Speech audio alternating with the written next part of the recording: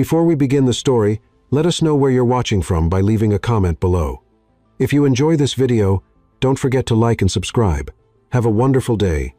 Enjoy the story. Rain fell in rhythmic cadence against the window pane as Clara Vinton stood motionless before the small shrine she had created. A single framed photograph, her husband's smiling face, captured in brilliant sunlight, rested beneath a flickering candle. 2 days. Their marriage had lasted only 2 days before fate had cruelly stolen him away, leaving her alone in a world that had already taken everyone else she loved. Clara's trembling fingers traced the edge of the silver frame, her wedding ring catching the candlelight. At 26, she was a widow. The word felt foreign on her tongue, bitter and undeserved. She had been a wife for only 48 hours before becoming this hollow shell of a woman draped in black, receiving condolences from strangers who whispered behind her back about the tragedy. "What is my mistake?" she whispered to the photograph, her voice breaking. "Why did you leave me here alone?" The beauty that had once been her pride now felt like a curse.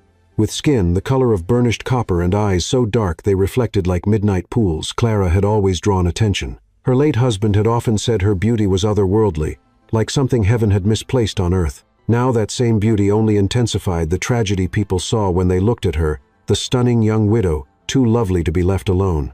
Outside, the small town of Cresthaven continued its ordinary rhythm, indifferent to her private grief. Clara had no family left to comfort her. Her parents had died when she was only 7, leaving her in the care of her Aunt Beatrice, who had raised her with stern but genuine love. Then Beatrice had succumbed to cancer just 3 months before Clara's wedding, leaving her truly alone except for the man who had promised to be her family forever. Now he too was gone. The modest house felt cavernous around her. It had been meant for their future children's laughter, Sunday dinners, growing old together. Instead, it echoed with absence. After the funeral, when the last casserole-bearing neighbor had departed with pitying eyes, Clara had collapsed before this shrine and hadn't moved for hours. The money they had saved would last perhaps 3 months. Her husband's life insurance policy was being contested, some technicality about the application. His family, who had never approved of her, had disappeared immediately after the burial, taking with them any obligation they might have felt. "What am I supposed to do now?" Clara whispered, her forehead pressed against the cool glass of his photograph. The answer came not in words, but in a memory. They had been volunteering at a local soup kitchen the day he proposed. "Your hands were made to lift others," he had told her. "That's why I fell in love with you." Clara raised her head slowly, wiping away tears with the back of her hand. Perhaps there was purpose still. 3 weeks later, Clara stood stirring an enormous pot of vegetable soup in her kitchen. The table that had painfully accommodated only one was now lined with bread loaves she had baked before dawn. Her living room furniture had been rearranged to create space for the men who would come. The homeless, the hungry, the forgotten. "This is for you," she whispered, imagining her husband's approving smile. "This is how I keep you with me." The first knock came precisely at noon. Clara smoothed her simple blue dress, tied her apron more securely, and opened the door with a gentle smile. "Welcome," she said to the weathered-looking man on her porch. "Please come in from the cold." By evening she had fed 17 men. Some were clearly homeless, their possessions carried in battered backpacks. Others were simply down on their luck, laid-off factory workers, veterans struggling with reintegration. Clara spoke little, but she served them with dignity, making sure each had seconds, if they wanted, sending the strongest away with extra bread wrapped in clean cloth. As the last man left nodding his thanks, Clara felt something she hadn't experienced since the funeral purpose. The ache remained carving a hollow beneath her ribs where happiness had once lived. But alongside it now was something else, something like peace. She was washing the last pot when the knock came. Drying her hands, Clara opened the door to find Mrs. Hargrove, the town's self-appointed moral guardian, standing on her porch, with pinched lips. "Clara," the older woman said, not waiting for an invitation before stepping inside, "I've come out of concern." "Concern, Clara Echoed. I've heard about your visitors today, Mrs. Hargrove said, her gaze sweeping the kitchen, lingering on the empty bowls. "Young woman, you must consider appearances. A beautiful widow living alone, entertaining men." "I was feeding those in need," Clara said quietly, her spine straightening. "My husband and I volunteered at the shelter downtown. This is how I honor his memory." "Mrs. Hargrove's expression softened into something worse than disapproval, pity. "My dear, intentions matter little when reputation is at stake. This is a small town. Talk spreads." "Thank you for your concern," Clara said firmly, moving toward the door, "but I know what I'm doing." After the woman left, Clara leaned against the closed door, her heart pounding. Was she being naive? Should she care what others thought? She returned to her shrine and knelt before it. "I won't stop," she promised the photograph. "This gives me reason to wake up each morning. They can talk. Words can't hurt me more than I've already been hurt. But words Clara discovered over the following weeks carried their own kind of poison. It began with altered greetings at the grocery store. Women who had previously offered condolences now averted their eyes or whispered behind their hands. Men looked at her differently, some with newly appraising glances, others with undisguised contempt. Charity. One woman sniffed loudly as Clara passed. That's what she calls it. At church, the pew around her remained empty despite the crowded service. The pastor spoke about judgment and forgiveness while staring directly at her. Clara held her head high, though inside she was crumbling. The fissures in her heart barely beginning to heal cracked wider with each coldly turned shoulder, each whispered accusation. One rainy afternoon, she found crude words spray-painted across her mailbox. With shaking hands, she scrubbed them away before any of her visitors could see tears mingling with the rain on her face. That night, she finally broke. "What is my mistake?" She sobbed before the shrine, her body curled on the floor like a wounded animal. "I lost everyone. I lost you, and now they take even my dignity. I don't want to live like this." The photograph remained silent, her husband's frozen smile offering no solutions. Clara pulled herself to her knees, pressing her palms together in desperate prayer. "Please," she whispered, "give me strength to continue or take me from this world to be with those I've lost." No divine answer came, only the steady drumbeat of rain against the roof. But something solidified within Clara, a resolve born from the deepest part of her grief. She would not allow them to destroy this one thing that gave her life meaning. She would not bow to their cruelty. The next day she opened her door at noon as always. Word of her supposed activities had spread through town like wildfire, and only 12 men came. Some who had become regulars looked away shamefully as they ate, aware of the rumors but too hungry to refuse her generosity. "It doesn't matter what they say about me," Clara told an elderly veteran who had apologized for the town's behavior. "What matters is that you don't go hungry today." And so it continued.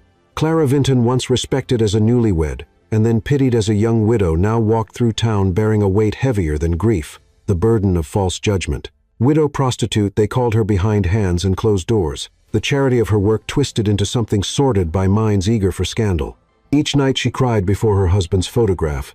Each morning she rose to bake bread and make soup. The war between her broken heart and stubborn spirit raged daily, neither side willing to surrender until the night when the fiercest storm of the season brought an unexpected visitor to her door, one who would change everything. Chapter 2. Stormy Providence. The rain fell in violent sheets, transforming the quiet street into a raging river. Lightning split the night sky, illuminating the sleek black Bentley that swerved dangerously on the flooded road. Inside, Leo Carver gripped the steering wheel, with white knuckles, cursing himself for dismissing his driver earlier that evening. "Come on," he muttered, as the engine sputtered. The car lurched forward once more before dying, completely leaving him stranded in the worst storm Cresthaven had seen in decades. At 32, Leo had amassed the kind of fortune most men only dreamed of. His tech company, Carver Solutions, had revolutionized renewable energy storage, making him not just wealthy but powerful. Time magazine had featured him on their cover last year, the billionaire with a conscience. But tonight all his money and influence meant nothing against nature's fury. Another flash of lightning revealed a small house nearby, its porch light glowing like a beacon through the downpour. Leo grabbed his phone and expensive leather jacket, then braced himself before pushing open the car door. The wind nearly knocked him off his feet as he splashed through ankle-deep water toward the house. By the time he reached the porch, he was drenched to the skin, his tailored suit clinging uncomfortably. Water streamed from his dark hair into his eyes as he knocked firmly on the door. Inside, Clara Vinton startled at the sound. Visitors never came after dark, especially not in such weather. She had been kneeling before her husband's shrine, as she did every night, her prayers interrupted by the violent storm. Setting down her rosary, she approached the door cautiously. "Who is it?" she called, one hand resting on the deadbolt. "I'm sorry to disturb you," a deep voice answered. "My car broke down. I just need to use a phone." Clara hesitated. The rumors about her had grown worse each week. What would people say if they knew she'd let a stranger, a man, into her home at night? But the storm's howling made her decision. She couldn't leave anyone outside in such weather. "Just a moment," she said, turning on the porch light before opening the door. The man standing before her looked more like a drowned cat than the dangerous stranger she had feared. Despite his obviously expensive clothing, he appeared harmless enough, tall and lean with kind eyes that showed embarrassment rather than threat. "Thank you," he said, relief evident in his voice. "I'm Leo Carver.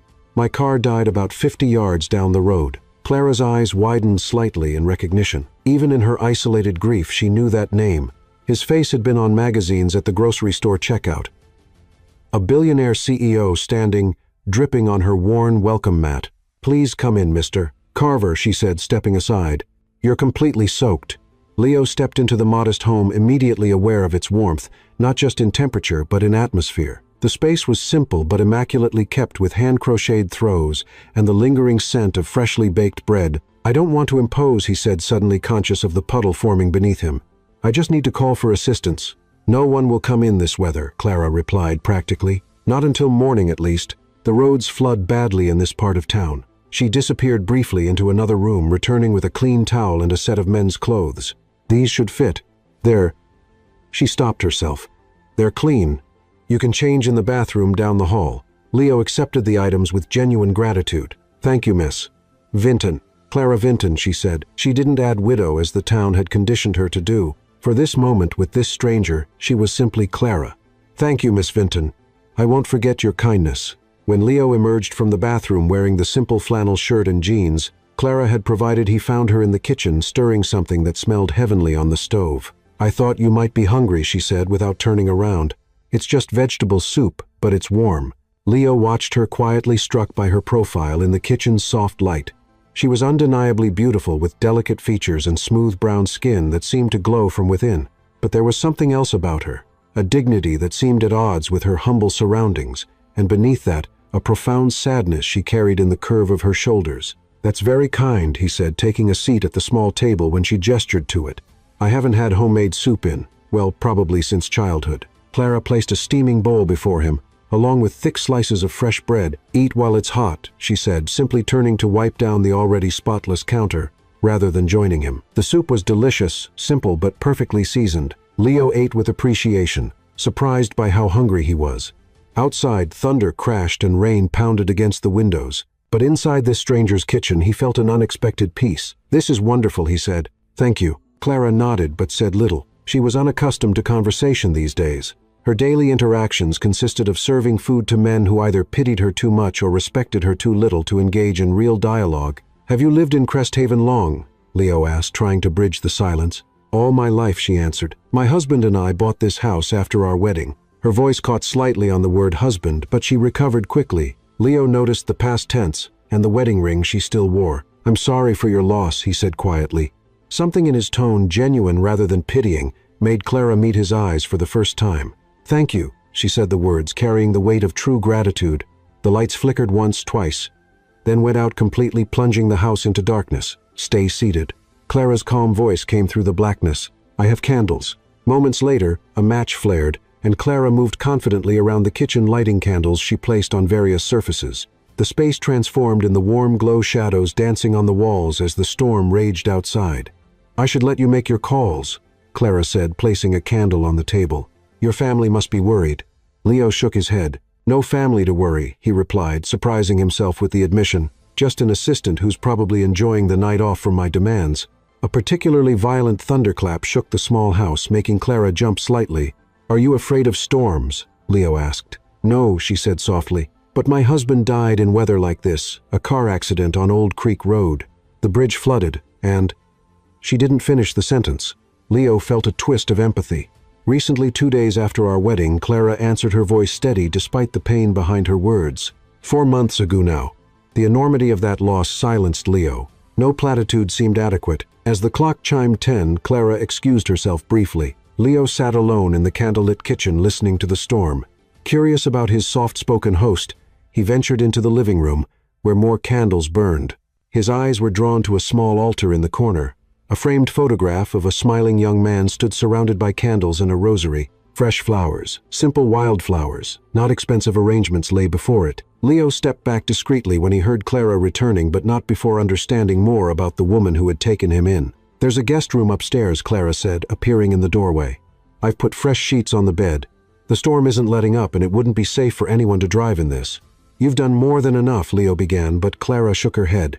"Please, I'd worry all night if you left in this weather." Later, as Leo lay in the narrow bed of the guest room, he listened to the rain hammering against the roof. Through the thin wall, he could hear soft sounds from Clara's room, not crying exactly, but the unmistakable cadence of prayer, earnest whispers occasionally breaking with emotion. "I'm trying," he heard her say clearly during a brief lull in the storm. "I don't know if it's enough, but I'm trying to make you proud." Something about those words and the raw vulnerability behind them touched Leo deeply. In his world of corporate boardrooms and calculated decisions, such genuine emotion was rare. He had almost forgotten it existed. As he drifted towards sleep, lulled by the rhythm of the rain and Clara's whispered prayers, Leo Carver, who believed in data and innovation rather than fate, had the strange feeling that his car breaking down had not been an accident at all. Chapter 3. False Accusations. Morning arrived with gentle clarity after the storm's fury. Sunlight streamed through the curtains as Leo woke in the unfamiliar bed. For a moment he was disoriented, before remembering the previous night's events, his car breaking down, and the gracious widow who had shown him unexpected kindness. Downstairs he found Clara already dressed in a simple blue dress, her dark hair tied back as she prepared a modest breakfast. She moved with quiet grace, seemingly unsurprised to find him watching from the doorway. "Good morning," she said. "I hope you slept well despite the storm. Better than I have in months." Leo admitted truthfully. "Thank you again for your hospitality." Clara nodded, placing a plate of eggs and toast before him. "I called Peterson's auto shop this morning.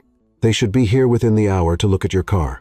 Leo ate appreciatively, noting how Clara took only a small portion for herself. Their conversation remained light. The storm's damage, the weather forecast, neutral topics that required no emotional investment from either of them. Yet Leo found himself studying her when she wasn't looking, intrigued by the contradiction she presented, a woman carrying profound grief, yet extending such genuine kindness to a stranger. The rumble of a tow truck interrupted their breakfast. Outside, two mechanics in grease-stained coveralls examined Leo's waterlogged Bentley. "Water in the intake," the older mechanic said, wiping his hands on a rag. "We'll need to tow it to the shop. Probably take a day or two to fix, Mr. Carver." Leo nodded, pulling out his wallet. "That's fine. Whatever it needs." As he discussed details with the mechanic, Leo became aware of three young men lounging against a fence across the street, watching with undisguised interest. Their stares alternated between his expensive car and Clara, who stood in the doorway. "Staying at the widow's place, huh?" One of them called out loud enough for Leo to hear. "How much did that cost you for the night?" Leo turned, brows furrowing. "Excuse me," the mechanic looked uncomfortable, suddenly very focused on his clipboard. Clara's face had gone perfectly still, her eyes lowered to the ground. The boldest of the young men sauntered closer. "Just asking what the going rate is these days. Everyone knows what kind of charity she offers." He made crude air quotes around the word. "That's enough, Ethan," the mechanic muttered. "Get back to the invoice."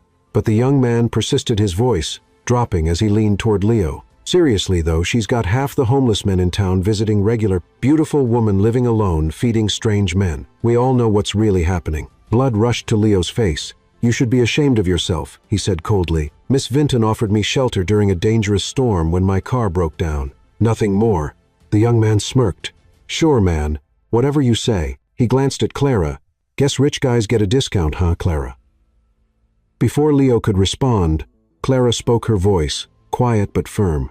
"Please finish with Mr. Carver's car. He'll be needing a ride to the hotel in town." With that, she turned and walked back inside, her dignity intact, despite the public humiliation. Leo completed arrangements for his car, his mind reeling from the exchange. As the mechanic prepared to leave, Leo asked casually, "What was that all about?" "Those accusations." The older man sighed, glancing toward Clara's house. "Town talk. She started feeding homeless men after her husband died. Does it every day? Some folks twisted it into something ugly." He shrugged. "Small towns run on gossip, Mr. Carver, and pretty widows make easy targets." Leo found Clara in the kitchen methodically, kneading bread dough with more force than necessary. "I've arranged for a room at the local hotel," he said carefully. "Thank you again for your kindness." Clara nodded, without looking up her hands, never pausing in their work. "I'm sorry about what happened outside. You shouldn't have had to hear that." "Is that common?" Leo asked. "That kind of talk?" Her hands stilled for just a moment. "Yes, but it doesn't matter." "It seemed to matter to you," Leo pressed. Clara finally met his gaze, her dark eyes resolute, despite the pain evident within them. "What matters is that at the end of each day I've helped someone who needed it. The rest is just noise." Something in her quiet strength stirred Leo deeply. This woman, unjustly maligned yet steadfast in her purpose, possessed a kind of integrity he rarely encountered. "I should go," he said, though he felt strangely reluctant. "The mechanic is waiting." Clara walked him to the door. "I hope your car is fixed quickly, Mr. Carver." On impulse, Leo reached for her hand. "Thank you, Clara, not just for the shelter but for reminding me that genuine kindness still exists." A faint smile touched her lips, the first he'd seen before, She withdrew her hand. Safe travels. At the Cresthaven Inn, Leo found himself unable to dismiss the morning's events from his mind. The accusations against Clara seemed ridiculous after spending just one night under her roof, yet doubt once introduced had a way of lingering. He called his head of security, a former FBI agent named Victor, who handled personal matters that required discretion. "I need information on someone," Leo explained. "A local woman named Clara Vinton. Specifically, I need to know if there's any truth to rumors about her profession." "Considering someone for a position?" Victor asked. "Something like that," Leo replied vaguely. "Be discreet. She shouldn't know you're inquiring." 2 days passed as Leo waited for both his car repair and Victor's findings. He used the time to work remotely, though his thoughts frequently drifted to the widow with sad eyes and unshakable dignity.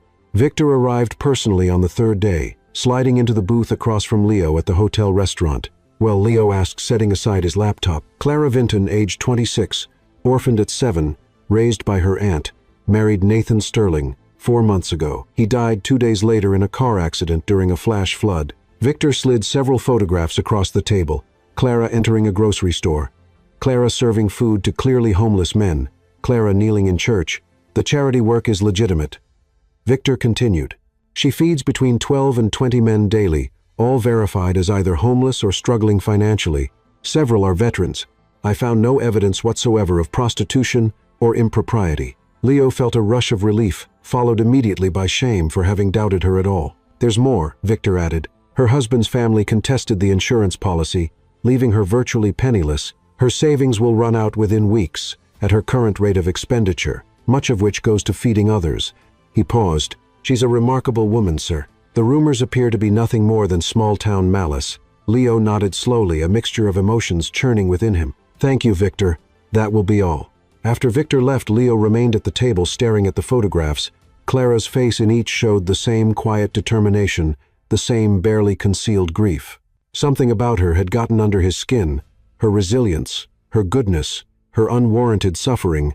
That evening, when the hotel desk clerk mentioned another charity organization that competed with Clara's efforts, Leo found himself asking casual questions about her reputation. The clerk's response, a knowing smirk and insinuations, similar to those of the young mechanic, ignited an unexpected anger within him. Before he could reconsider, Leo found himself adding, "I'll need a car to take me to Miss Vinton's address tomorrow morning and find out where I can purchase the finest roses in town." Shocked by his own impulsiveness but unable to resist the pull toward Clara, Leo made one final call that night to his personal assistant Simon. "I need you to visit someone tomorrow," he explained, a woman named Clara Vinton in Cresthaven. "Observe her for the day. I want to know exactly what she does, who she helps, and how she's treated." "Is this a potential investment opportunity?" Simon asked. "No," Leo answered honestly. "This is personal." Chapter 4. The Sacred Garden. Simon's report arrived the next day, confirming everything Victor had discovered. Clara's routine never varied: baking bread before dawn, preparing a large pot of soup or stew, serving food to those in need, cleaning up, then spending her evenings in solitary prayer. The assistant had watched her politely but firmly refuse money from an elderly veteran who had insisted on contributing something for her kindness. "She's either a saint or the most convincing actress I've ever seen," Simon concluded. Leo gazed out the hotel window, an unfamiliar emotion stirring within him. In his world of corporate acquisitions and technological innovation, people always wanted something from him: his money, his influence, his connections. Clara Vinton wanted nothing. She gave freely despite having little endured slander without defense, and carried her grief with quiet dignity. For the first time in years, Leo found himself genuinely moved by another person's character. The mechanic delivered his repaired Bentley that afternoon, along with a substantial bill that Leo barely glanced at before paying. His mind was elsewhere, focused on the plan that had formed during the night, a plan that felt simultaneously impulsive and inevitable. By morning, everything was arranged. Leo drove through Cresthaven's main square, the trunk of his car filled with his impulsive purchases. The town bustled with activity. A farmer's market occupied the center of the square, drawing most of the local population. Perfect. Leo parked near Clara's house, surprised to feel his heart racing. He who had given presentations to rooms filled with intimidating investors who had negotiated billion-dollar deals without breaking a sweat, felt nervous at the prospect of facing this humble widow again. The front yard of Clara's small home was barren, a patch of scraggly grass and bare soil that spoke of neglect or lack of resources. It wouldn't be barren for long. Clara opened her door at his knock, surprise flickering across her face before she composed herself. "Mr. Carver, your car has been repaired, I see." "Yes, thank you," Leo said, standing awkwardly on her porch, suddenly doubting his grand gesture. "I wanted to thank you properly for your kindness the other night." "That isn't necessary," Clara said quietly. "Anyone would have done the same." "No," Leo replied with certainty they wouldn't have, not without judgment or expectation. He hesitated, then plunged ahead. "I have something for you, a gift. But you'll need to come outside to see it." Curiosity overcame Clara's reserve. She followed him into the yard, stopping short at the sight of his car with its trunk open, revealing dozens of plant containers. "What is this?" she asked. "Your husband," Leo said carefully. "Did he have any hopes or dreams for this place?" Clara's expression softened memories, briefly overshadowing her caution. "He wanted to build me a garden, a place of peace, he called it," she said, her voice lowering. "We had plans drawn up, but never had the chance." Leo nodded, encouraged. "I'd like to create that garden for you to thank you, and perhaps to help you honor his memory." Clara stared at the plant's flowering bushes, ornamental trees, perennials bursting with color. "This is too much. I can't accept such an extravagant gift." "Please," Leo said, surprised by how much her acceptance suddenly mattered. "Let me do this one thing. No strings attached." Their eyes met hers, searching his for hidden motives. Whatever she saw there must have reassured her, because after a long moment, she nodded slowly. "I have conditions," she said. "You won't hire anyone. If we do this, we do it ourselves, and nothing flashy or expensive looking that would set this house apart more than it already is." "Agreed," Leo replied, relieved. "I should warn you, though, I've never planted anything in my life." The ghost of a smile touched Clara's lips. "Then it's fortunate that my aunt taught me everything she knew about gardening."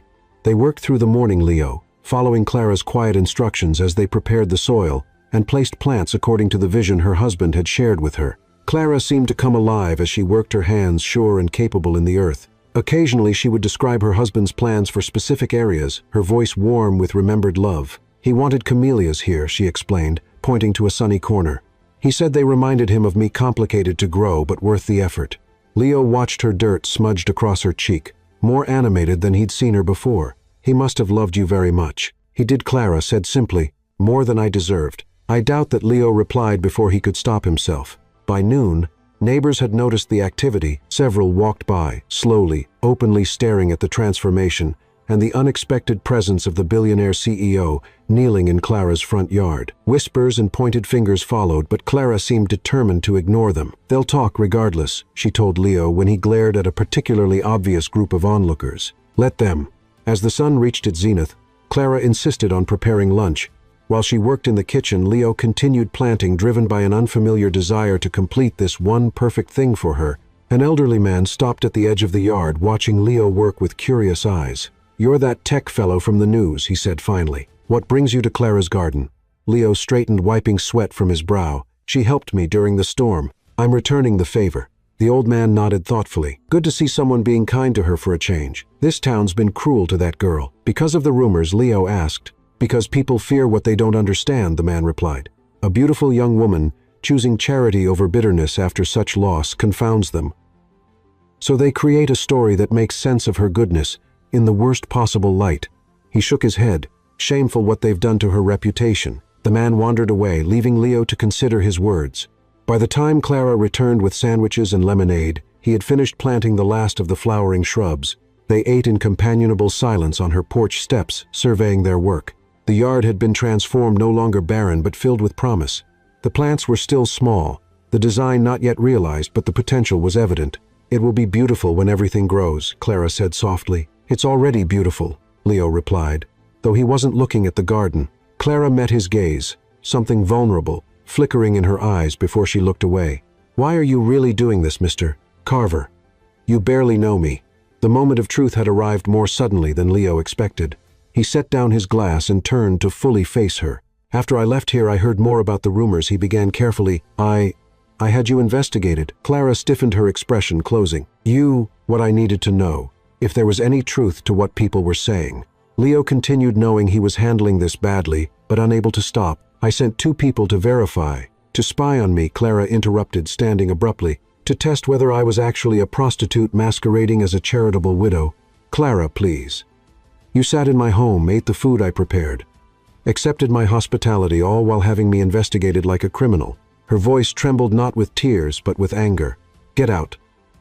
Leo rose, reaching for her arm. "Let me explain what I discovered." "I don't care what you discovered." Clara pulled away from his touch. "A garden grows from trust, not testing, Mr. Keeney. Carver, you may have verified my character, but you never believed in it." The truth of her words struck Leo like a physical blow. In his world of data and evidence, trust, without verification, seemed naive. Yet standing before this woman whose integrity shone like a beacon, he suddenly understood how deeply he had erred. "You're right," he admitted. "I was wrong to doubt you. Wrong to investigate rather than simply believe what I saw with my own eyes." He gestured helplessly at the half-finished garden. "I thought this would make amends. Would show you how much I—" He faltered. "How much you?" What Clara challenged. Instead of answering, Leo stepped closer and did the most impulsive thing of his carefully controlled life. He kissed her. For one breathtaking moment, Clara didn't pull away. Then reality reasserted itself. She stepped back, eyes wide with shock. "Marry me," Leo said, the words emerging without conscious thought. "Let me give you the life you deserve away from these cruel people and their lies." Clara stared at him as if he'd lost his mind. "You can't be serious." "I've never been more serious." Leo insisted, caught in the momentum of his own unexpected emotions. "Come with me to the town square right now. Let me announce it to everyone. Let me show them how wrong they've been about you." "You don't even know me," Clara whispered. "I know enough," Leo countered. "I know you're kind and strong and undeservedly suffering. Let me change that." Clara's eyes filled with tears, not of joy, but of disappointment. "You still don't understand. This isn't about rescue or reputation. You can't fix this with grand gestures or public declarations." She looked at the half-finished garden, her expression softening slightly. "Finish planting if you wish. I won't stop you, but then please go. Don't return unless you understand the difference between testing someone's worth and truly seeing their value." With quiet dignity, Clara turned and entered her house, closing the door firmly behind her. Leo stood alone among the newly planted flowers. The sting of rejection, foreign and painful. For the first time in his adult life, his money, power, and charm had proven completely ineffective. Clara Vinton had seen through his impulsive proposal to the flawed thinking beneath it. His belief that verification preceded trust, that problems could be solved with sufficient resources, that pain could be erased with a grand enough gesture. As he gathered his gardening tools, Leo realized that in trying to rescue Clara from the town's judgment, he had judged her himself, had seen her as a problem to solve rather than a person to understand. The irony wasn't lost on him. Driving away from her house past the curious onlookers who had gathered to witness whatever drama was unfolding between the famous billionaire and the notorious widow, Leo made a silent promise to himself. He would return, but next time he would come with something more valuable than flowers or proposals. He would come with genuine understanding. Chapter 5. Public Defender. 2 weeks passed without contact between Clara and Leo. The garden he had started flourished, steadily tended by Clara's careful hands each morning. She had preserved the design exactly as they had planned together, though part of her had wanted to tear it all out after his revelation. The plants, after all, were innocent of their benefactor's misguided judgment. For Leo, those weeks had been filled with uncharacteristic self-reflection. Clara's rejection had affected him more deeply than he cared to admit. He had returned to his corporate headquarters in the city, throwing himself into work, while his thoughts constantly strayed to the widow with unwavering principles. When the invitation arrived for Cresthaven's annual Harvest Festival, Leo recognized an opportunity. His company had been considering the small town for a new green technology manufacturing facility. A fact that had previously seemed irrelevant to his personal interest in Clara. Now it gave him a legitimate reason to return. The festival transformed Cresthaven's town square into a celebration of local culture. Farmers' stalls displayed fall produce. Artisans sold handcrafted goods, and food vendors filled the air with tempting aromas. Beneath the cheerful surface, however, social hierarchies remained firmly intact. When Leo arrived, he was immediately surrounded by the town's self-appointed elite, the mayor, business owners, and other influential citizens, eager to court the billionaire's favor. "Mr. Carver, what an unexpected pleasure." Mayor Thompson gushed, pumping Leo's hand enthusiastically. "We'd heard rumors about your interest in our little community, but never imagined you'd attend our humble festival." Leo smiled diplomatically, his eyes scanning the crowd. "Cresthaven has charm worth experiencing firsthand. I'm considering several sites for a new facility, and community character matters to me." As the mayor launched into an enthusiastic pitch for the town's business-friendly policies, Leo finally spotted Clara. She stood alone at a small booth, displaying homemade bread, her isolation painfully obvious amid the bustling crowd. Even from a distance, he could see people giving her stand a wide berth, mothers pulling children away, couples whispering behind raised hands. And our citizens exemplify traditional family values. The mayor was saying wholesome, hard-working people who, not all of them evidently. Leo interrupted, nodding toward Clara's booth. I noticed some of your citizens seem to be shunned rather than celebrated. The mayor's expression tightened. Ah, you've met our local charity worker. An unfortunate situation. Young widow with, shall we say, unconventional methods of supporting herself. Supporting herself by feeding the hungry, you mean, Leo said coldly. Well, that's the public story, the mayor replied with a knowing smirk. Between us sophisticated gentlemen, we understand how these things work. Beautiful woman.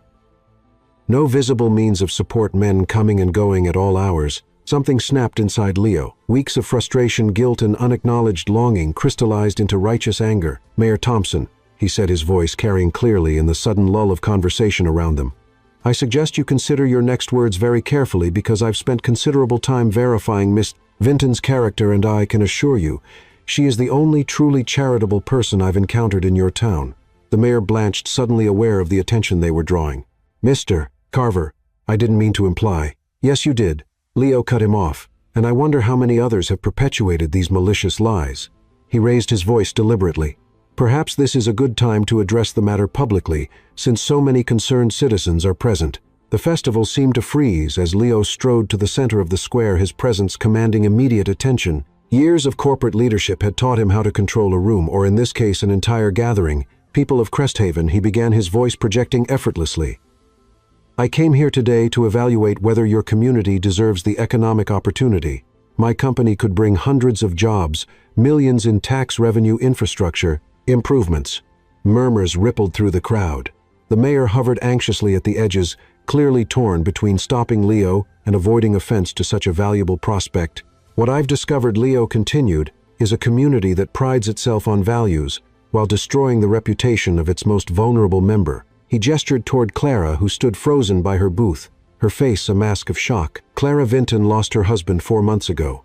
Instead of collapsing in grief, she chose to honor his memory by feeding those in need with her own limited resources, asking nothing in return. He turned slowly, making eye contact with various townspeople. For this act of genuine charity, you've rewarded her with slander. You've called her a prostitute. You've isolated her. You've turned her kindness into something sordid. His voice hardened. I've personally investigated these rumors and found them completely baseless. Every person who has repeated them is guilty of the cruelest kind of character assassination. The silence was absolute. Some faces showed shame, others defiance. Many simply shock at the public confrontation. My company values integrity above all, Leo stated. I'm now questioning whether Cresthaven possesses any. Now see here, a heavy-set man in an expensive suit pushed forward. Leo recognized him as Walter Preston, owner of the town's largest business. You can't come into our town and lecture us based on a few days' acquaintance with that woman. That woman, Leo replied evenly, has shown more grace under pressure than anyone in this square. While you were spreading filth about her, she continued feeding your town's neediest citizens. Preston sneered. Pretty convenient that you, a wealthy outsider, swoop in to defend the town beauty. We all know what you're really after, Carver. Same thing. All those homeless men get for free. A dangerous silence followed this accusation. Leo stepped closer to Preston, his voice dropping so only those nearest could hear. My company was prepared to invest $30 million in Cresthaven. Consider that investment in serious jeopardy unless a public apology is made to Miss Vinton, starting with you. Preston's face flushed with anger. You'd punish the entire town over this woman. Without hesitation, Leo confirmed. Yes, the confrontation had drawn the entire festival's attention. Out of the corner of his eye, Leo saw Clara quietly gathering her unsold bread, preparing to slip away unnoticed. This is blackmail, Preston hissed. This is consequences. Leo corrected something. Bullies rarely face. Mayor Thompson, sensing disaster for the town, hurried forward. Perhaps we've been hasty in our judgments, he suggested loudly. Miss Vinton's charitable work is of course commendable. If there have been misunderstandings, we should address them directly. But it was too late. Clara had already disappeared from her booth, slipping away from the public spectacle. Leo felt the hollow victory of having defended her honor while completely disregarding her dignity. Once again, he had acted on impulse rather than understanding wielding power, instead of showing genuine respect. As the festival awkwardly resumed around him, Leo disengaged from the fawning officials, and made his way to Clara's house. He needed to explain to make her understand his intentions to finally get this right.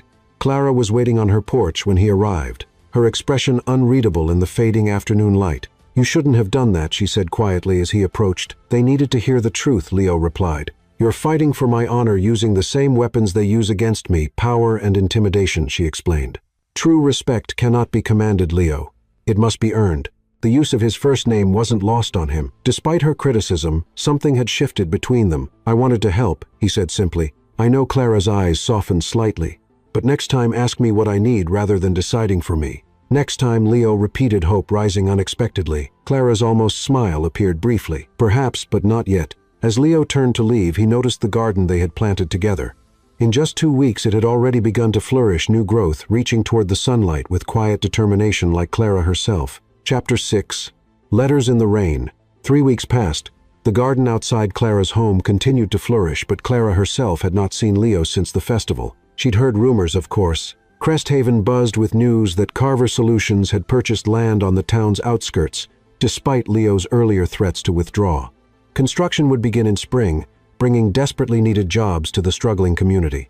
The rumors about Clara herself had diminished somewhat following Leo's public defense. People no longer openly whispered as she passed, though she still felt their stares. A few had even approached her with awkward apologies, their sincerity questionable, but their fear of losing economic opportunity very real. Clara accepted these changes with the same quiet dignity with which she had endured the slander. Her daily routine remained unchanged, feeding those in need, tending her garden, honoring her husband's memory through small acts of kindness.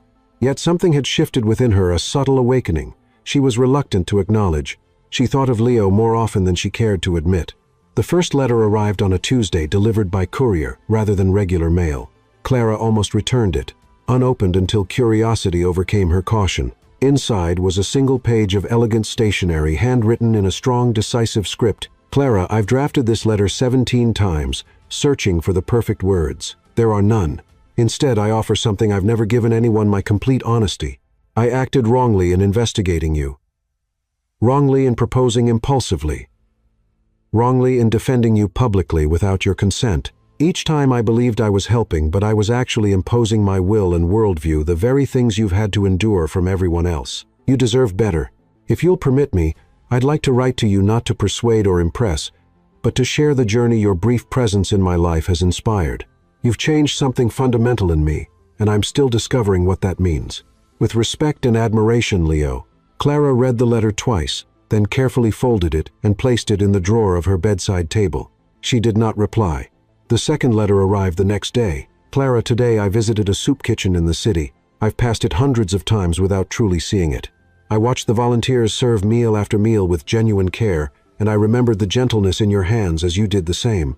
I didn't just write a check, though I did that too. I stayed and washed dishes for 2 hours. The water was too hot, my back ached, and I've never felt more useful in my life. Somewhere between the stack of dirty plates and my wrinkled fingers, I understood something about your daily choice to serve others despite your own grief. There's redemption in that kind of giving, not the grand public gestures I'm accustomed to, but the quiet, consistent kind that asks for nothing in return. Thank you for that lesson, Leo." Letters continued arriving daily. Some were brief observations about his day, others deeper reflections on his past and the person he was trying to become.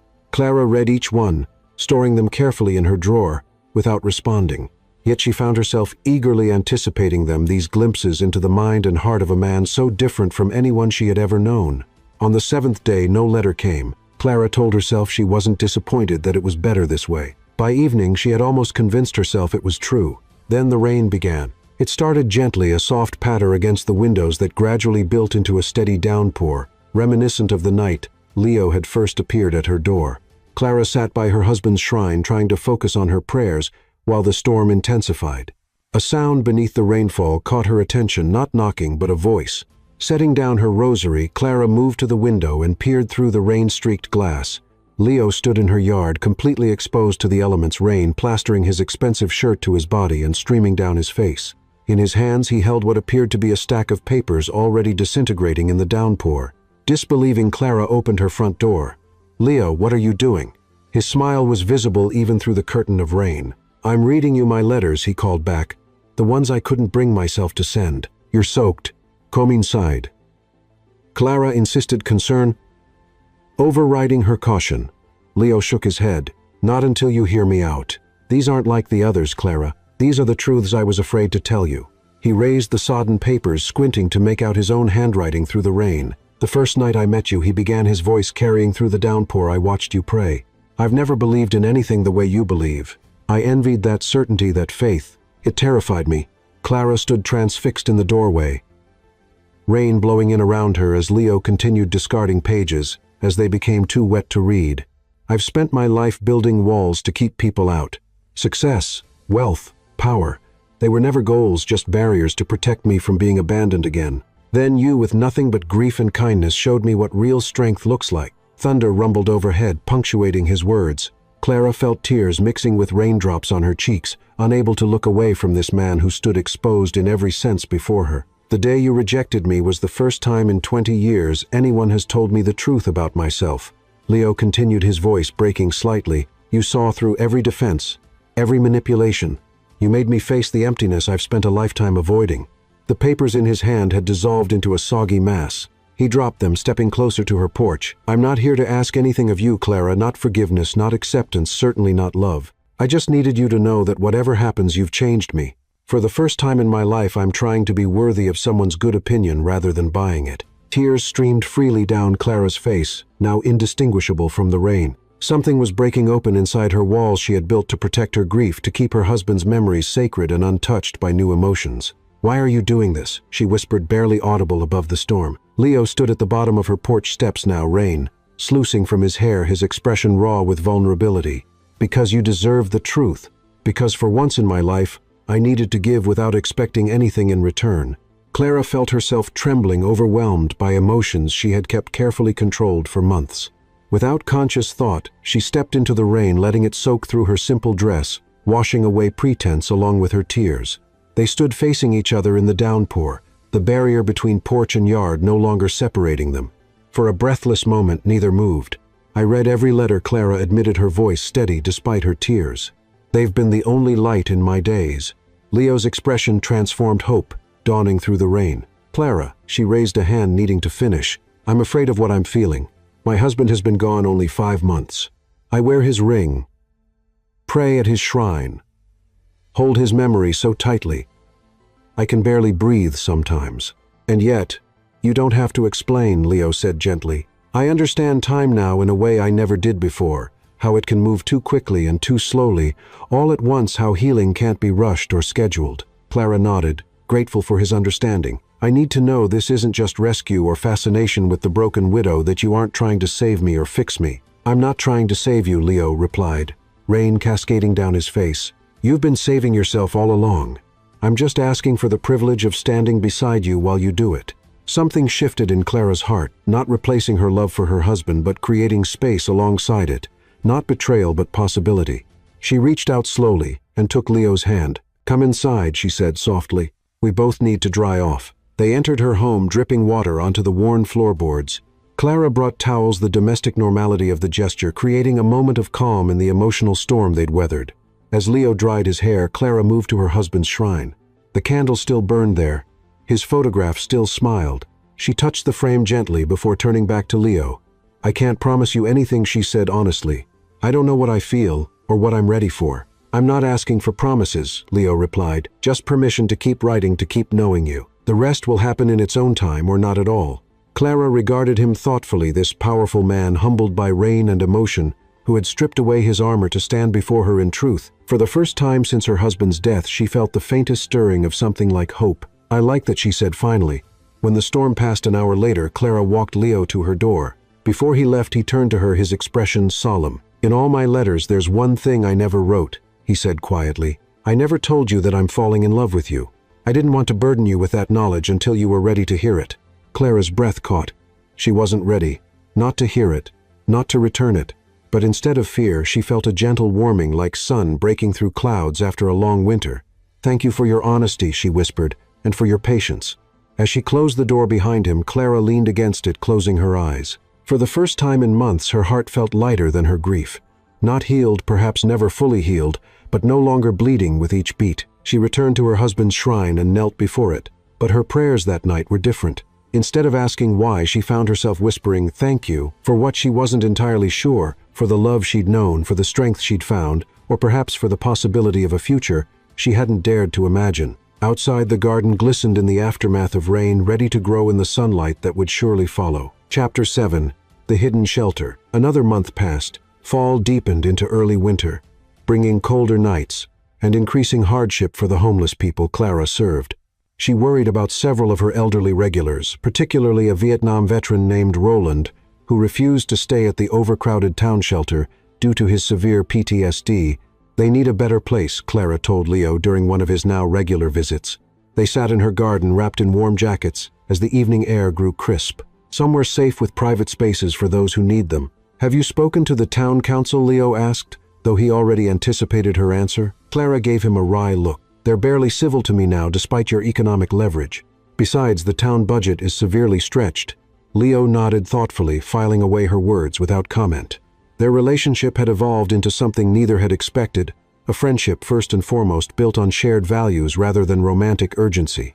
Leo still wrote her letters, though, less frequently now that they spoke in person. Clara found herself increasingly comfortable in his presence, her initial wariness giving way to genuine appreciation for his company. True to his word, Leo never pressed for more than she was ready to give. He respected the shrine.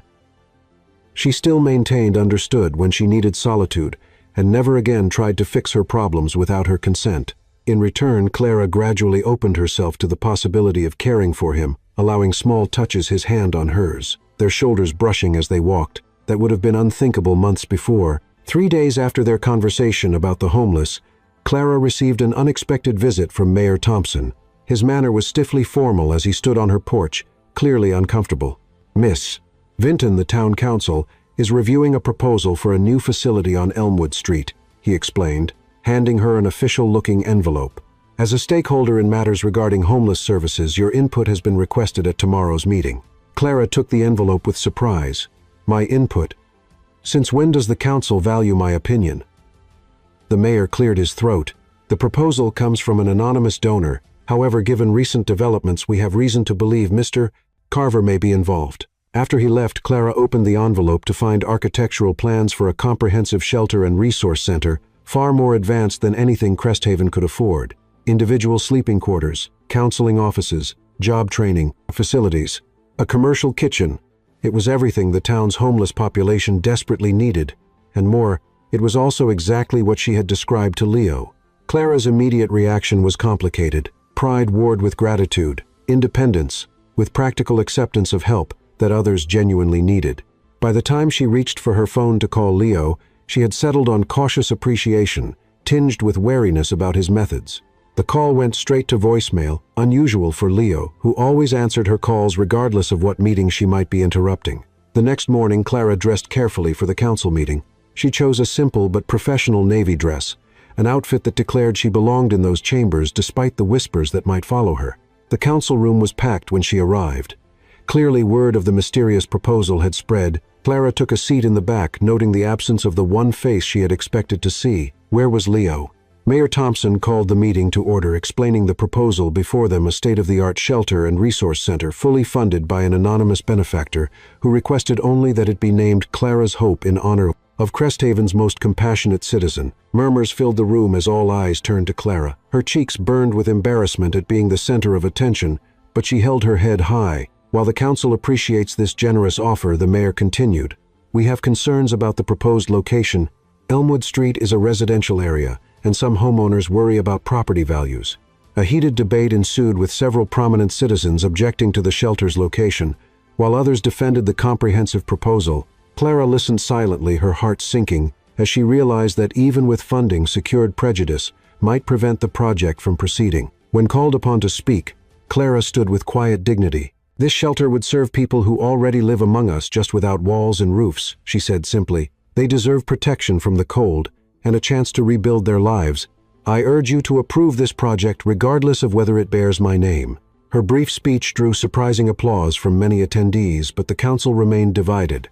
Just as they were about to vote, the door opened. Clara turned with everyone else, expecting to see Leo making a dramatic entrance. Instead, a work-weathered man in a construction uniform stepped into the chamber, cap in hand. Pardon the interruption, he said. I'm Foreman Mitchell from the Carver Solutions construction site. We've been authorized to testify about the zoning issue." The mayor frowned. "Mr. Carver isn't attending himself, Mr. Carver is currently occupied with foundation work," the foreman replied. "He's been working alongside our crew since dawn." Confused whispers filled the room. The foreman continued. "Our company has reviewed the shelter plans and can confirm they meet all code requirements. Furthermore, we've conducted impact studies showing no negative effect on property values. Similar projects in other communities have actually increased adjacent property values by up to 15%. Are you saying Mr. Carver is personally working construction?" one councilwoman asked incredulously. "Yes, ma'am. Has been for 3 days now mixing cement and laying foundation blocks himself. Said he wanted to understand every aspect of the project." Clara slipped out during the ensuing discussion, her mind reeling. Rather than leveraging his power and wealth from boardrooms, Leo was literally building something with his own hands. She drove to the address the foreman had mentioned, parking at the edge of what appeared to be an active construction site. Workers in hard hats moved purposefully around partially completed foundation walls. And there in the midst of it all was Leo Carver, his designer clothes replaced by work pants and a simple t-shirt, his hands covered in cement sweat staining his shirt despite the cool temperature. He was unrecognizable from the polished CEO who had first knocked on her door, yet somehow more authentic than he had ever been. Clara watched silently as he worked alongside men who earned in a month what he made in minutes. There was no condescension in his manner, no sense that he considered the work beneath him. If anything, he approached each task with an earnestness that suggested he found meaning in the physical labor. A worker noticed her and nudged Leo, who looked up cement, smeared across one cheek. When he saw Clara, he froze momentarily before setting down his tools and walking toward her, wiping his hands ineffectively on his pants. "This isn't how I planned for you to find out," he said when he reached her. "The council meeting," Clara said. "You're behind the shelter proposal." Leo nodded. "I wanted to help, but I remembered what you said about asking what you needed rather than deciding for you. That night in your garden, you told me exactly what was needed. I just provided the resources," and the name Clara's hope, a flush not entirely from exertion, colored his face. "I wanted to honor your vision, but I can change it if you prefer." Clara looked past him to the emerging foundation. "You're doing the work yourself." "I needed to understand what I was asking others to build," Leo explained. "Every blister and aching muscle has taught me something about value and effort." He held up his hands, showing calluses forming alongside the cement stains. "These feel more honest than any check I could write." Something shifted in Clara's perception of him in that moment. This wasn't the grand gesture of a wealthy man trying to impress her. This was genuine participation in creating something meaningful. "The council hasn't approved it yet," she said. "They will." Leo replied confidently, "Not because of my influence, but because it's the right thing for the community. My team presented irrefutable data on the benefits." He hesitated, then added quietly, "I didn't attend the meeting because this isn't about me. It's about the need you identified and your vision for addressing it." Clara's eyes stung with unexpected tears. "You've changed," she said simply. "I'm trying," he answered. After a moment's contemplation, Clara picked up a spare hard hat from a nearby table. "Show me what you're building," she said. Leo led her through the site, explaining the features incorporated into the design, all based on casual comments she had made about the needs of those she served. As they stood looking at the emerging structure, a cement truck arrived for the next pour. "I should get back to work," Leo said, genuine regret in his voice. Clara surprised them both by reaching out to wipe the cement smudge from his cheek. "Go," she said softly. "Build something that matters." When Leo returned to the cement mixer, Clara didn't leave. Instead, she found the foreman and asked a simple question: "How can I help?" By evening, her simple navy dress was ruined. Her hands were raw, and she had never felt more connected to a purpose or to the man who had understood her vision well, enough to make it reality. As they cleaned up at day's end, Leo approached her with architectural plans in hand. "There's something I need to ask you," he said seriously. Clara braced herself, wondering if this moment would end like their garden encounter months before. Instead, Leo unrolled the shelter blueprint, pointing to an administrative office. "Would you consider running this place once it's built? No one understands the needs better than you do." "You're not proposing this time?" Clara asked, a tiny smile playing at her lips. Leo's laugh was genuine. "One lesson I've thoroughly learned: timing matters and some things can't be rushed." His expression sobered. "This isn't an attempt to win your heart, Clara. It's recognition of your gifts." Clara studied the plans, imagining the lives that could be transformed within these walls. "Yes," she said finally, "I'll do it." The smile that illuminated Leo's tired face was worth every aching muscle in her body, As they walked to their cars together, Clara surprised herself by taking his cement-stained hand in hers. Some foundations she was discovering were built not just of concrete, but of shared purpose and growing trust. Chapter 8. Night of Remembrance. 6 months had passed since Clara's husband died. The date loomed on her calendar like a dark threshold she dreaded crossing. Half a year without him, long enough that some days she couldn't perfectly recall the sound of his laugh, the exact shade of his eyes in sunlight. The realization terrified her more than grief itself. Leo noticed her withdrawal in the days leading up to the anniversary.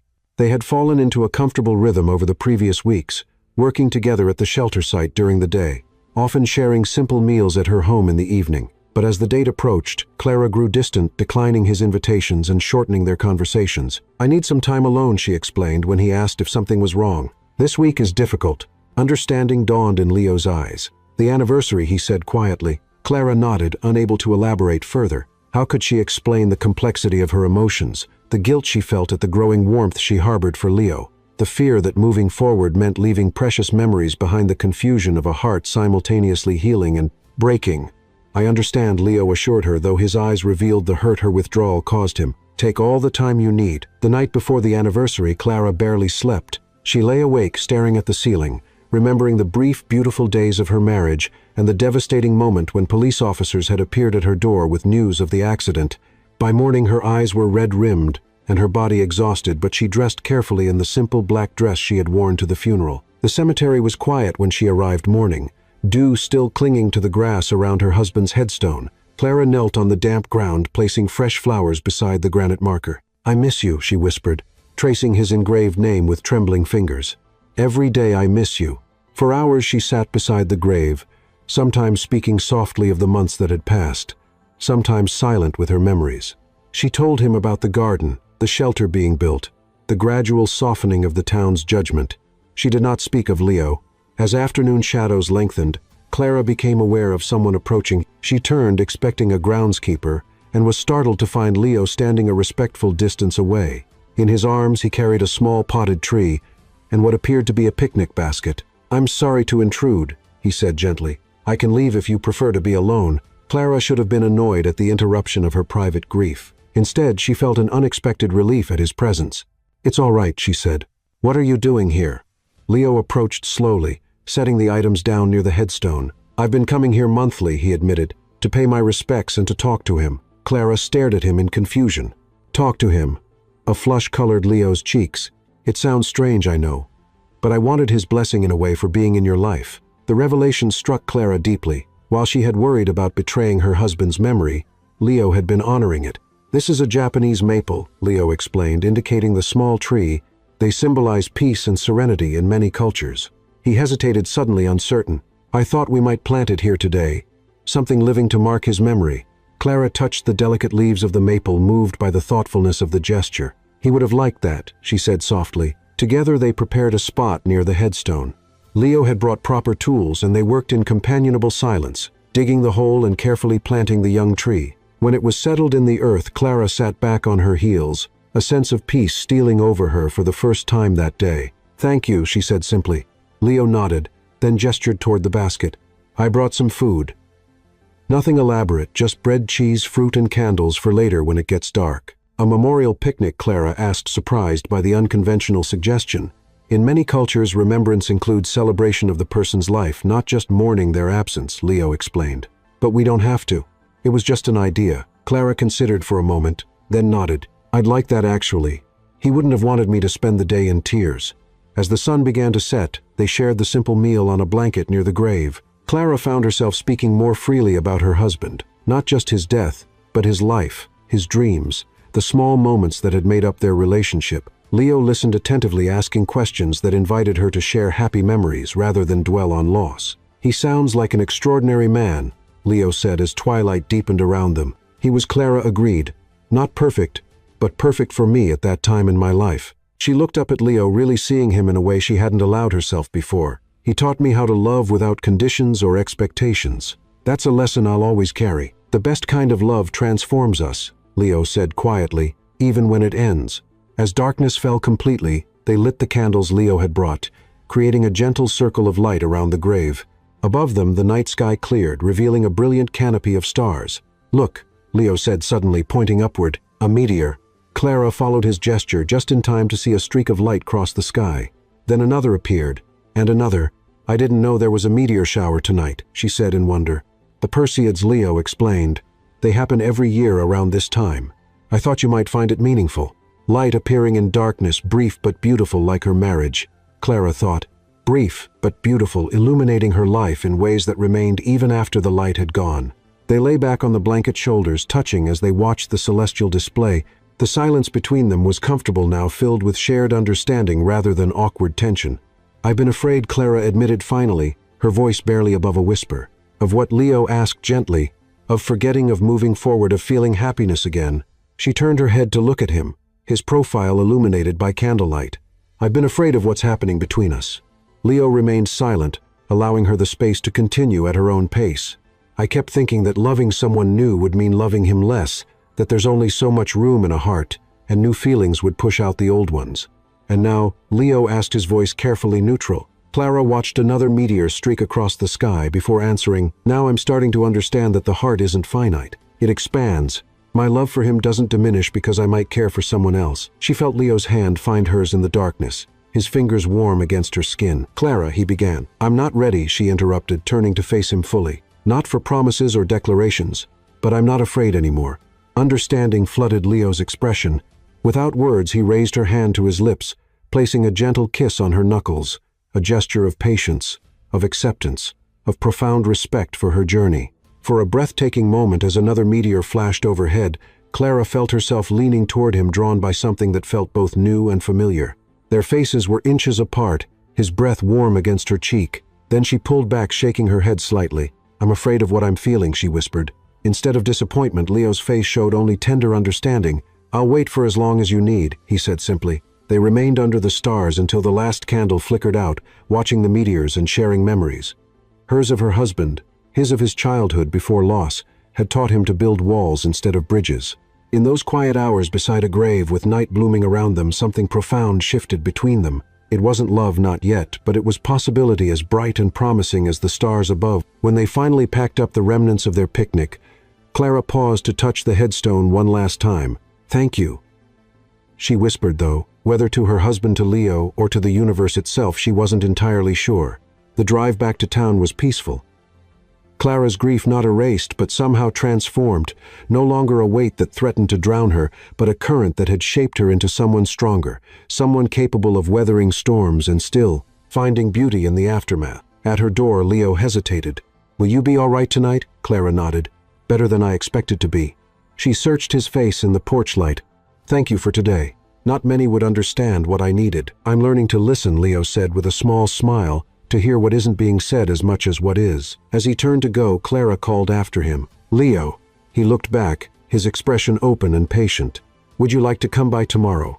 The shelter plans need reviewing, and I could use your input. The invitation was simple, practical on the surface, but they both recognized it for what it was. A step forward, a door opening just enough to let light through. I'd like that very much, Leo replied. Clara watched him drive away, then entered her home alone. The shrine to her husband still stood in its place of honor. The candles still burned. But for the first time, Clara didn't feel the crushing weight of solitary grief as she knelt before it. I think you would have liked him, she told the photograph softly. Outside, another meteor streaked across the sky, brief, brilliant, and beautiful like life itself. Clara thought too precious to waste on fear. Chapter 9, The Street Orm Within. Winter descended on Cresthaven, bringing with it a bitter cold that seeped through Clara's small home despite her best efforts. The aging furnace struggled against dropping temperatures, its rattling complaints filling the quiet nights. You should stay at my guest house until this is fixed. Leo insisted after a particularly frigid evening left frost patterns on the inside of her windows. The repair company can't come until next week. Clara hesitated. Their relationship had deepened since the night at the cemetery 3 weeks ago, evolving into a comfortable companionship filled with shared meals, meaningful conversations, and occasional tentative touches his hand on the small of her back, her head briefly resting against his shoulder. Yet she had maintained her independence, keeping certain boundaries firmly in place. It's not that bad, she insisted, though her shivering belied her words. Clara, Leo said gently, this isn't about us. It's about you not developing hypothermia. His practical framing of the situation, devoid of emotional pressure, finally convinced her. The next day, Clara packed a small bag and allowed Leo to drive her to his property on the outskirts of town, a surprisingly modest house by the standards of a billionaire, though still far larger and more luxurious than anything Clara had experienced. The guest house is through the garden, Leo explained, leading her along a stone path completely separate from the main house. Your privacy is assured. The guest house proved to be a charming cottage with modern amenities disguised behind traditional architecture. A fire already burned in the stone hearth, warming the cozy space. This is beautiful, Clara admitted, setting her bag on a chair. Make yourself completely at home, Leo said, heading back toward the door. I'll be in the main house if you need anything, but otherwise I'll respect your space. Clara was struck by his careful consideration, the way he anticipated her concerns without her voicing them. Thank you, she said softly. Living in proximity to Leo revealed dimensions of him Clara hadn't previously seen. She observed his morning routine from her cottage window, an early run regardless of weather, followed by meditation on the frost-covered lawn. She witnessed his focused intensity when working remotely, his gentleness with the property's elderly groundskeeper, his unexpected talent for cooking complex meals that he often sent to her cottage via the housekeeper. They established a rhythm. Separate mornings, shared afternoons reviewing shelter progress, evenings often spent together in his library, discussing books, ideas, and gradually more personal matters. Clara found herself relaxing into this new dynamic, her guard lowering incrementally with each passing day. On her fourth night there, Clara was awakened by voices from the main house. Curious, she wrapped a blanket around her shoulders and ventured onto her small porch, where she could see light spilling from Leo's study windows. A woman's voice, sharp with accusation, carried through the night air. 20 years, Leo. 20 years without a word, and now you want a relationship. Clara knew she should return to bed, give Leo privacy for what was clearly a personal confrontation. Yet something held her in place. Concerned curiosity, or perhaps something more possessive she wasn't ready to acknowledge. I didn't reach out to you, Mother Leo's voice replied, controlled but tight with emotion. You contacted me after the Forbes article about the company's expansion. Is it so hard to believe I might want to reconnect with my son? You've done well for yourself. Yes, without any help from you, Leo responded coldly. Why are you really here? The trust fund my father left ran out, I'm guessing. Clara winced at the bitterness in his tone, finally understanding pieces of Leo she had sensed, but never fully grasped his initial tendency to test, rather than trust, his drive for self-sufficiency, his careful protection of his own heart. You sound just like him, the woman snapped, cold, calculating, always assuming the worst. He at least stayed, Leo replied, his voice dropping to a level Clara could barely hear. He didn't leave a 7-year-old to wake up alone in an empty house.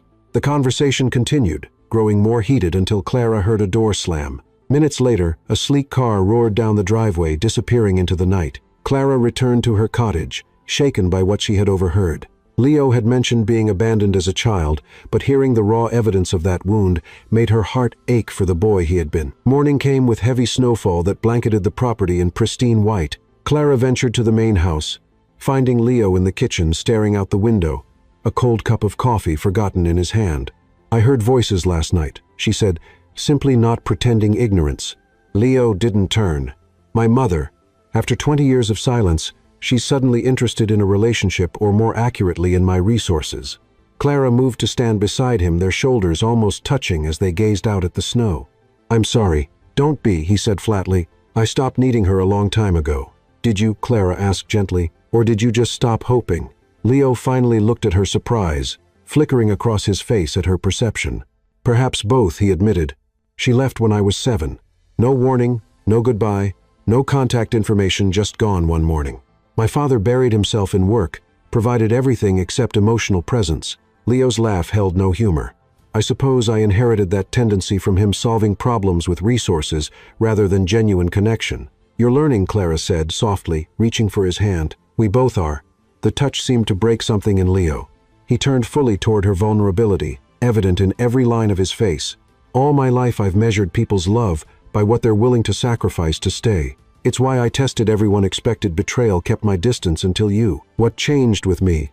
Clara asked. You had every reason to turn away grief, pride, my own mistakes, but you stayed. Present, honest, consistent. His voice dropped. You taught me that real love isn't proven in grand gestures but in daily choices, to remain, to forgive, to grow. The raw honesty of his words struck Clara deeply. Without thinking, she moved closer, placing her hand against his cheek. Leo. A sudden commotion interrupted them as the housekeeper burst into the kitchen. Mr. Carver, the storm has knocked out power in half the town. The shelter construction site is flooding from burst pipes. The moment shattered. Leo immediately shifted into crisis management, making calls, organizing response teams. Clara stepped back, watching his transformation from vulnerable man to decisive leader with new understanding. Hours later, they stood together in the partially constructed shelter, supervising emergency repairs. Water had damaged some of the drywall and insulation, but the foundation remained sound. "We'll need to replace this entire section," Leo told the foreman, pointing to a sodden wall. "At least a week's setback," the man replied grimly. Clara moved to Leo's side as the workers dispersed to begin cleanup. "I'm sorry about the delay. Buildings can be repaired," Leo said, his hand finding hers amidst the chaos. "Some things are worth waiting for." The double meaning wasn't lost on Clara. As they stood amid the damage, she felt a certainty forming within her, not just about the shelter's eventual completion, but about her own readiness to embrace what had been growing between them. That evening, as they returned to Leo's property exhausted and damp, Clara made a decision. Instead of turning toward the guest house, she followed Leo to the main house. "I don't want to be alone tonight," she said simply, when he looked at her questioningly. Leo's expression softened with understanding. "Neither do I." They didn't speak of love that night, but as they sat before the fire, sharing quiet conversation until exhaustion claimed them, Clara knew her heart had made its choice. The storm that had damaged the shelter had cleared something within her, the last barrier of hesitation, the final fear of moving forward. As she finally retired to the guest room, Clara paused in the doorway. "When the shelter is finished," she said quietly, "I want to go home." Disappointment flickered across Leo's face before he composed himself. "Of course, whenever you're ready. You misunderstand." Clara continued, her voice steady, despite her racing heart. "I want to go home, but I don't want to go alone." The hope that dawned in Leo's eyes was answer enough. There would be time for words tomorrow. But tonight, this simple truth was sufficient. They had both weathered storms that had nearly broken them, and somehow, against all odds, they had found harbor in each other. Chapter 10. Coming Home. Spring arrived in Cresthaven, bringing with it renewal that seemed to mirror the transformation of the town itself. The shelter, officially named Clara's Hope, was nearing completion, its presence already changing the community's attitude toward its most vulnerable members. Clara had become its de facto director, her vision guiding every aspect of the operation with Leo's unwavering support. Clara's home had been fully repaired after the winter storm damage, though she had not yet returned to it. Her stay in Leo's guest house had extended from days into weeks, then months, evolving into a comfortable arrangement that neither discussed directly but both treasured. They maintained separate spaces while sharing most of their waking hours, a balance that honored Clara's need for independence while nurturing their deepening connection.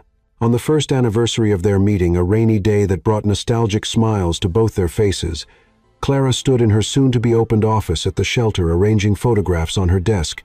One showed her husband, his smile forever frozen in time. Beside it now stood a new frame containing a candid shot of Leo, working at the construction site, cement dust on his cheek. Determination in his eyes, past and present side by side, not competing but coexisting in a heart that had learned to expand rather than replace.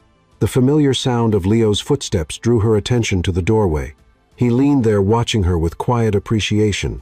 "Everything ready for the grand opening next week?" he asked. Clara nodded, gesturing to the completed space around her. "Just a few finishing touches." "It's more beautiful than I imagined." "It's exactly what you envisioned," Leo corrected gently. "I just provided the resources." "You provided much more than that," Clara replied, moving toward him.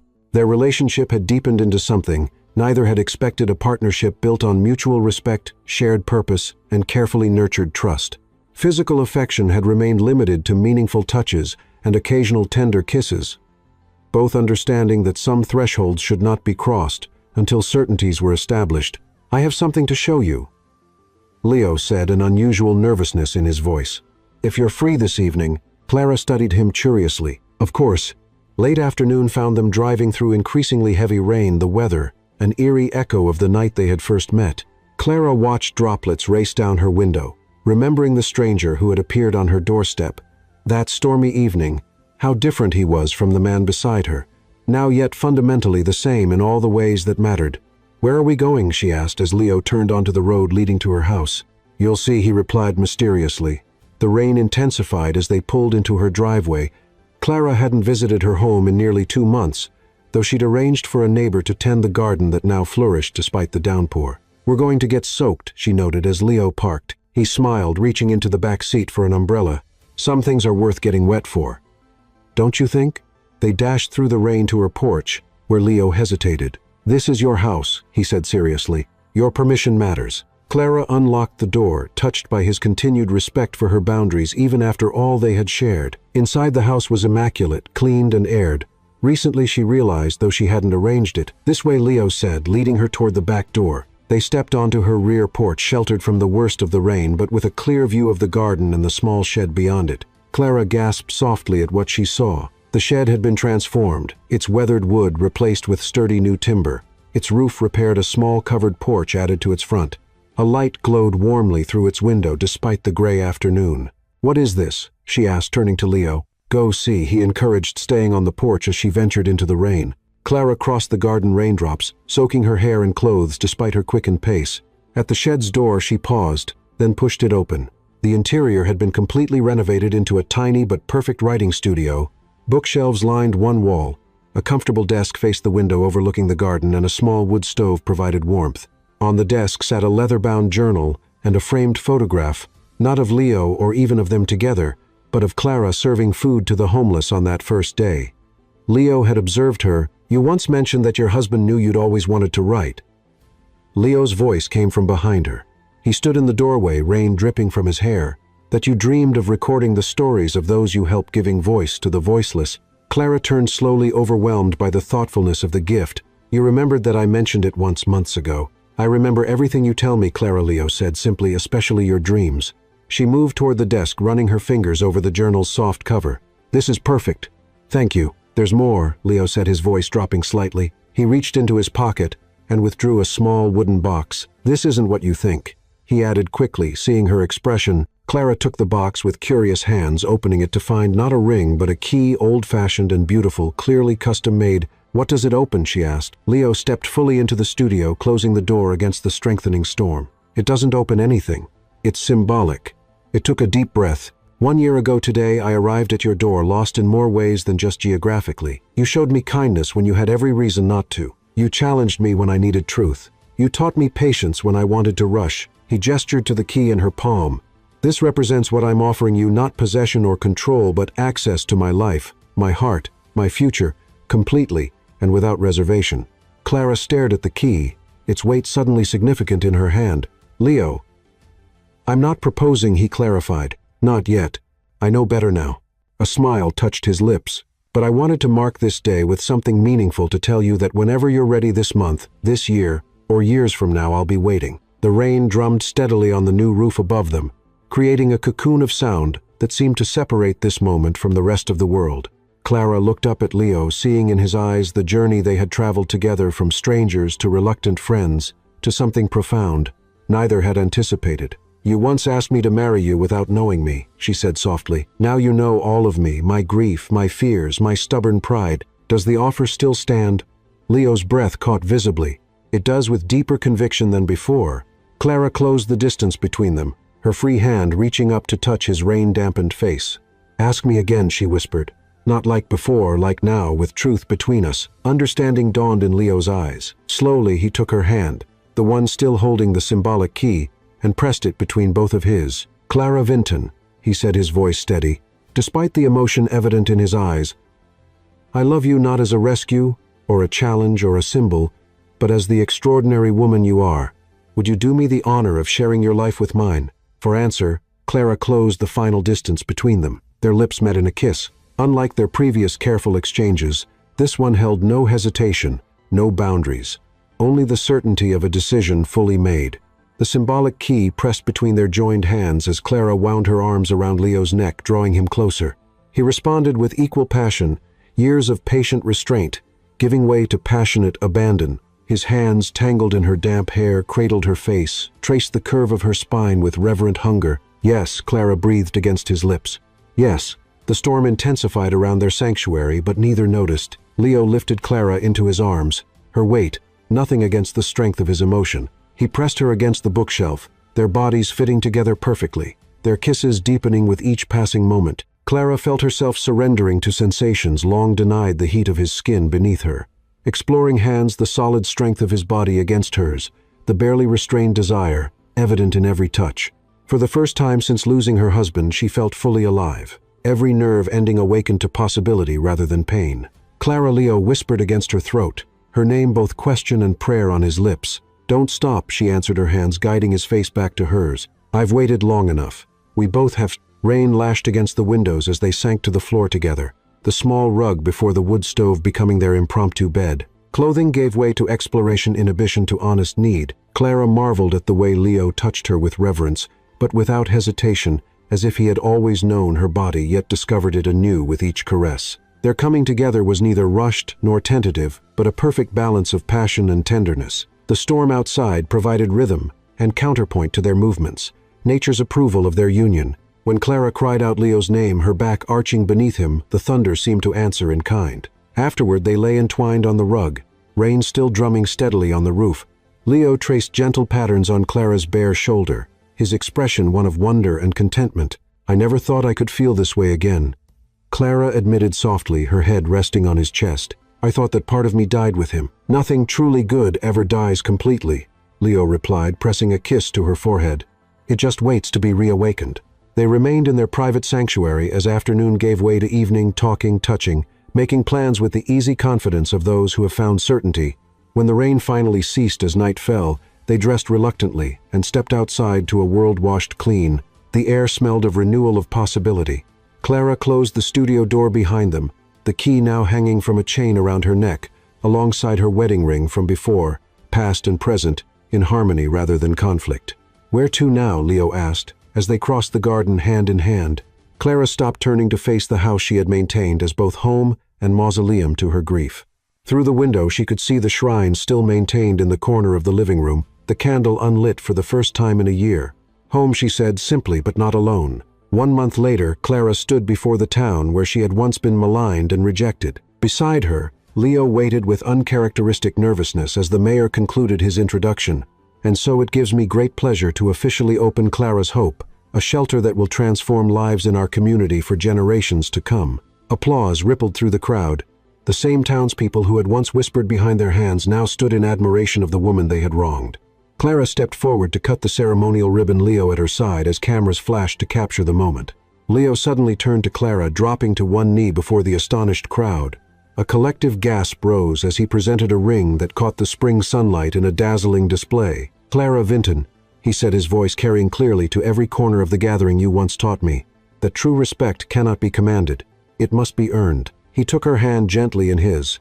"I've tried to earn your trust, your friendship, your love. Now, before the entire town that once judged you so harshly, I ask if you'll do me the extraordinary honor of becoming my wife." Clara looked down at this man who had transformed himself for her, then at the crowd watching with bated breath, the same people who had once called her the worst names, now witnessing her triumph. The symbolism wasn't lost on her. With tears shimmering in her eyes, Clara pulled Leo to his feet. "A proper proposal deserves a proper answer," she said, loud enough for all to hear.